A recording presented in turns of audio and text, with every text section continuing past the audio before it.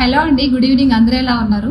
నేనైతే చాలా బాగున్నాను. మీరందరూ కూడా బాగున్నారని మనస్ఫూర్తిగా కోరుకుంటూ ఈ రోజు మీతో ఒక చిన్న విషయం చెప్పే ప్రయత్నం చేస్తాను. అది ఏంటి అంటే, గత 5 ఏళ్లు వైఎస్ఆర్సీపీ పరిపాలన ఎంత దరిద్రంగా ఉందో మనం అందరం చూసాము.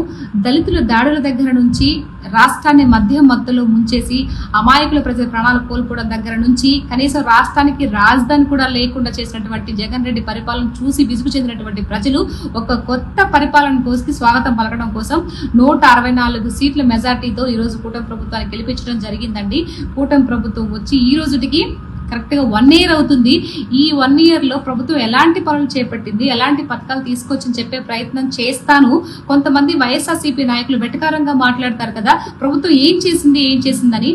సో మీరందరూ చెవులు రెక్కరించుకొని వినండి, ప్రభుత్వం ఏం చేసిందని కూడా చెప్తాను. సో మీ అందరికి ఒక మాట చెప్తున్నాను, మీరు మంచిని చెప్పకపోయినా పర్వాలేదు, చెడుని మటుకు అమాయక ప్రజల్లోకి దిద్దకండి, ఇది కరెక్ట్ కాదు. సో ఇప్పుడు మన ప్రభుత్వం ఏం చేసిందని చెప్పే ప్రయత్నం చేస్తాను. సో ప్రభుత్వం వచ్చిన వెంటనే ఏదైతే 3000 పెన్షన్ ఉందో దాన్ని 4000కు పెంచి ప్రతిరోజు 1వ తారీఖు, ప్రతి నెల 1వ తారీఖుకి వాళ్ళ ఇంటికి వెళ్ళి 7-7:30 కల్లా ప్రతి ఒక్క వృద్ధులకి వికలాంగులకి అందజేసిన ఘనత కూటమి ప్రభుత్వాన్ని. అదే విధంగా ఇంతకు ముందు రోడ్లు ఏ విధంగా ఉన్నాయో మనందరం చూసాము. సో ఆ రోడ్ల ఆ గుంతల్లో ఎన్ని ప్రాణాలు కోల్పోయాయి, ఎన్ని బండ్లు తిరగబడ్డాయో ఎంత మీకు తెలుసు, నాకు తెలుసు. కానీ అలాంటి పరిపాలన నుంచి ఈరోజు కూటమి ప్రభుత్వం ప్రతి ఒక్క మారుమూల గ్రామాలలో సిమెంట్ రోడ్లు కానీ మెయిన్ రోడ్లు కానీ ఈరోజు ఎంత అద్భుతంగా ఉన్నాయి, దానికి కారణం కూటమి ప్రభుత్వం. అదే విధంగా గత ప్రభుత్వంలో మన జగన్ రెడ్డి గారు 1 సంవత్సరం కూడా డిఎస్సి రిలీజ్ చేయకపోతుండే, కానీ ఇప్పుడు కూటమి ప్రభుత్వం వచ్చిన సంవత్సరానికి ఈరోజు 16,347 పోస్టులు రిలీజ్ చేసిందండి. రేపు 16 తారీఖు ఎగ్జామ్స్ కూడా జరగబోతున్నాయి.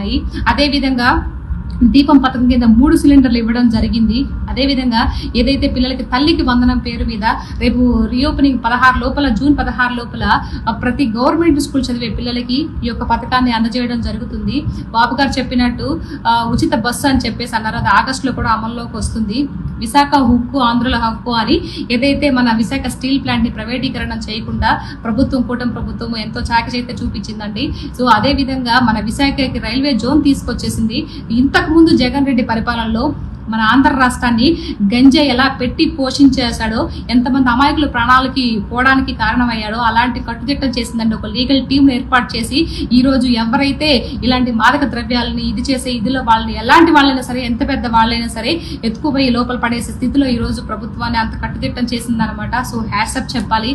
అదే విధంగా ఏదైతే మనం ఎప్పటి నుంచో కలలు కంటున్నామో ఆంధ్ర రాష్ట్రానికి రాజధాని అమరావతి అని ఈరోజు తిరిగి మళ్ళీ పనులు చేపట్టారండి. మన నరేంద్ర మోడీ గారు కూడా వచ్చారు, మీకు తెలుసు.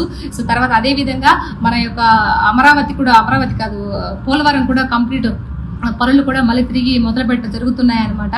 సో ఇంకొక విషయం ఏంటంటే, మనం ఎంతో పవిత్రంగా కొలిచేటువంటి తిరుపతి దేవస్థానంలో అన్న ప్రసాదాలను కూడా కల్తీ కాకుండా ఈరోజు ఎంత నీట్ గా ఉందో తిరుపతి, మీరందరూ చూస్తూనే ఉన్నారు. ఆల్రెడీ నేను కూడా చూసొచ్చాను, అంత అద్భుతంగా ఉందన్నమాట.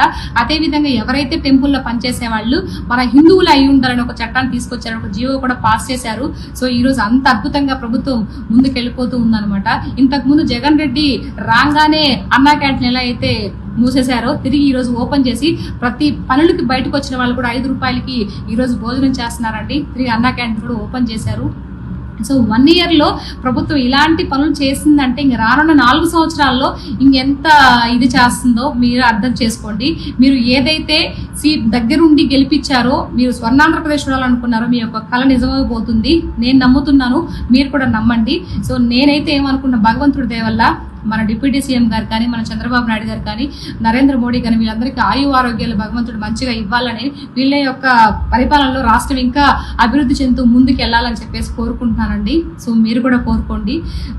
అదండి, ఈ 5 సంవత్సరాలే కాదు, రానున్న మిగతా 10 సంవత్సరాలు కూడా ఈ కూటమి ప్రభుత్వం ఇలాగే ఉండాలి, మన ఆంధ్రప్రదేశ్ ఒక అగ్రస్థానంలో ఉండాలని మనస్ఫూర్తిగా కోరుకుంటున్నాను. Okay, thank you so much అండి. జై భారత్.